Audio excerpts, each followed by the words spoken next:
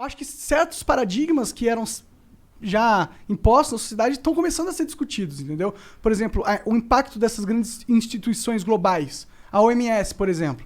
Eu acho que a gente, por estar nesse mundo onde está todo mundo se falando, esse poder que eles tinham, essa referência de ser eu sou a Organização Mundial da Saúde, eu controlo a saúde no mundo. Esse negócio esse espantalho foi aparecendo na minha visão. Porque com a internet, a tecnologia, a gente viu que nem a OMS no começo sabia lidar com a parada. Eles falaram que tinha que usar máscara, aí depois eles falaram que máscara não funcionava. Aí depois voltaram atrás e falaram que máscara funcionava. Entendeu? Aí falaram que tinha que fazer de um jeito, aí falaram que tinha que fazer do outro. Entendeu? Aí você falou, porra, os caras são os caras que eram pra ser a referência máxima de saúde no mundo, e eles aqui na internet estão passando de palhaços, pô. O problema é que assim, não. Primeiro essa coisa da máscara, especificamente, na gripe espanhola já se discutiu máscara. Então, o fato é que a gente normalmente não aprende muito coisa com a história. O próprio Hegel, aquele filósofo do final do 18, começo do 19, que criou a história da dialética lá, ele dizia, assim, uma das coisas que a gente aprende com a história é que a gente não aprende nada com a história. Então, esse caso específico de máscara, quando você pega qualquer material de jornal da época, ou livros que foram escritos sobre a gripe espanhola há 102 anos, você tem lá essa discussão, lockdown, não lockdown, usa máscara, não usa máscara, fecha isso, abre aquilo. Entendi. Quer dizer, isso já rolava há 102 anos atrás. Existia comércio naquela época. Assim como nas outras em eventos de peste se usava máscara. Você tinha máscaras na época que se usava. Então esse é um tema que já circula na história das pestes. Agora, sobre essa coisa do critério que você fala, Monark, é uma coisa interessante e bastante séria, que é o seguinte. Na verdade, a gente vai num processo de crítica dos paradigmas, que nem você falou, no caso da OMS é o paradigma institucional, né? A gente vai nessa crítica, só que a gente não vai ter nada para pôr no lugar. Certo? A gente não tem nada para pôr no lugar. Porque o que acontece é quando a gente começa a relativizar tudo, que é uma coisa que na filosofia começou a rolar uns 2.500 anos atrás, a Grécia, né? Foi quem inventou esse negócio de relativizar as coisas. Foi mais ou menos quando começou toda essa história de filosofia? Mais ou menos, né? Mais uns 2.500 anos atrás, que começou a questionar, eles não usavam a expressão relativizar, mas essa coisa de dizer que a verdade depende do ponto de vista de cada um, a democracia era corrupta em Atenas, tinha gente que fazia conspiração, roubava no voto, tinha fraude, toda essa conversa que a gente tem hoje, há 2.500 anos atrás, já aparecia em Atenas, né? Mas o que significa é que, de fato, existe um problema, porque parece que tudo que a gente consegue construir historicamente, socialmente, são convenções. E aí, quando a gente começa a questionar as convenções, o questionamento não para. Não para, entende? Assim, a OMS cai por terra, eu entendo o que você fala, apesar de que a ciência continua dependendo de um certo grau de institucionalização. Senão a gente não consegue fazer coisa nenhuma. Mas é que a OMS é uma instituição global. Ou seja, ela é uma lógica de centralização de poder. Política. Super política. Super política. Inclusive. E eu acho que poderiam existir, sei lá, 20 OMS, tá ligado? 20 referências em saúde. E aí cada uma com o seu valor institucional. Eu tenho medo não, eu fico com o pé atrás, eu acho que é uma pegadinha política esses órgãos institucionais globais, entendeu? Tipo ONU, OMS, esse negócio que ninguém controla e o mundo inteiro controla. Tipo, eu não acho que essas são instituições democráticas, entendeu? Eu não acho que elas realmente estão pensando no mundo pro melhor do mundo. Eu vejo elas como instituições que foram totalmente sequestradas por poderes muito maiores do que os nossos, e elas seguem a cartilha da convenção dos poderosos, entendeu? Eles não seguem um rigor de, tipo, prezar pela humanidade, e o certo é o certo, e a gente tem... Não, porque... E o que prova isso? As atitudes dele. Tipo, se você tem esse rigor pela humanidade, você não é um órgão corrompido, você não fica, tipo... Você não se põe como órgão de sabedoria de todos e fala que não é pra usar máscara, sendo que a convenção de 100 anos atrás é que tinha que usar máscara, tá ligado? Na verdade, é que a gente não sabe o que é certo exatamente, né? Não que eu sabe. parto de outro pressuposto. Eu acho que a humanidade sempre é corrupta e a gente não sabe com certeza o que é certo. A gente tem alguns momentos que é claro que é certo e há alguns momentos em certos grupos que é parece que é o certo. Esses órgãos multilaterais, tipo ONU, Organização Pan-Americana de Saúde, a OPAS, Unicef, esse barato todo a partir da ONU surgiu depois da Segunda Guerra Mundial, né? Que foi uma tentativa, porque você teve uma Europa que se matou. Se a gente vou fazer uma conta assim grosseira, mas nem por isso falsa, a Europa começou, sem levar a Idade Média em jogo, porque aí a gente vai bem longe, mas assim, dos final do século XVIII para cá, a Europa ficou se matando até 45. E também se matou nos Balcãs nos anos 90, né? Mas assim, então a Europa entrou, e com o surgimento da Revolução Industrial, ao longo do 19, se matou muito.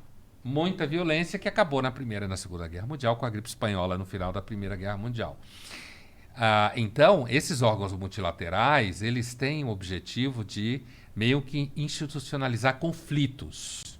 A política é sempre ruim, mas sem ela é pior. Então, eu entendo o que você fala. Então, seria melhor, por exemplo, ter órgãos locais. O problema é como partir da ideia para a realização das coisas. Na vida real, é tudo sempre pior do que tem na ideia. Tipo, pensar em favor da humanidade. Isso não é muito claro. Sim, com certeza. No plano da ideia, é claro. Claro, mas no plano da realização não é muito claro. Você teria que ser Deus, né? Pra saber realmente o caminho certo pra humanidade. É né? o que o Descartes fala. Só Deus não precisa de método. Por isso que... É isso aí. Exatamente. Por isso que eu acho perigoso você se colocar num patamar de Deus. Num patamar de eu sou a OMS. Eu entendo pro mundo as diretrizes que devem ser feitas. Portanto, todo mundo do mundo inteiro saiba que você tem que seguir o que eu tô falando. E se você não seguir, vai ter repercussões políticas internacionais. A OMS ela tem várias ingerências em vários países. E, pô, se você vai afetar a soberania de um país, você tem que ter muito bem embasado. Você não pode chegar e falar que a máscara não funciona, tá ligado? Sim. Acaba totalmente aquela imagem, aquela ilusão que a população tinha, pelo menos eu tinha, que eles eram caras supracompetentes, ultracompetentes. Porque uma cagada dessa não se comete, igual o Bolsonaro não comprar vacina. Então, bem-vindo ao grupo. Dos que sabem que nem os supercompetentes, tecnicamente, são tão supercompetentes. Né? Que tem uma dimensão meio circense. Né? Assim, você só tem que tomar cuidado, porque esse raciocínio pode te levar facilmente ao niilismo. Sim. A não acreditar mais em porra nenhuma, sabe? Porque o nosso sistema de crença, eles são muito frágeis. São muito frágeis. E a humanidade sempre precisa de alguns mecanismos de reparo, de contenção. Por exemplo, a OMS, ela aceitou a Coronavac, sei lá, 2 semanas atrás. Na medida que ela aceita a Coronavac, significa que quem tomou a Coronavac pode ir para a Europa. Porque agora a Europa, os países do Mediterrâneo estão preocupados com o turismo de verão. Então, não tinham aceitado o Coronavac. Por quê? Porque, inclusive, tem lá todas as brigas ao redor de vacinas, né? Aquela história que a humanidade ia distribuir vacina para todo mundo ia se dar as mãos. Basta olhar na história. Período de pandemia é pior. As pessoas ficam mais cruéis. Egoístas. Pensa agora, a gente conversava há pouco, pensa agora no Dia dos Namorados. O restaurante fecha às 9, sábado. Então, você tem um período curto para ir jantar. E o povo quer ir jantar no Dia dos Namorados, senão a namorada vai ficar brava. O que acontece?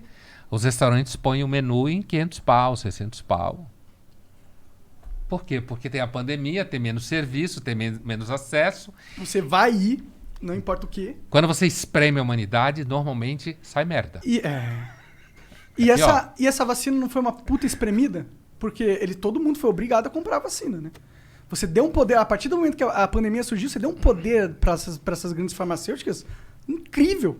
Incrível. Porque as vacinas é uma experiência que tem funcionado, né? Sim, sim. Não, eu acho que tem que ter vacina. Não sou contra as vacinas. Eu sei. Eu só acho que, tipo, sabendo que a gente tá numa situação comercial onde a demanda vai ser universal e a gente tem poucas pessoas que têm a capacidade de dar essa oferta, a gente consegue imaginar que vai ocorrer um mercado de monopólio ali. E para isso, eu acho que os governos, eles tinham que, sabendo que isso ia acontecer, preparar medidas para mitigar isso, né? Mas os governo e mercado estão intimamente associados, que nem nós. Nós também estamos metidos com o mercado.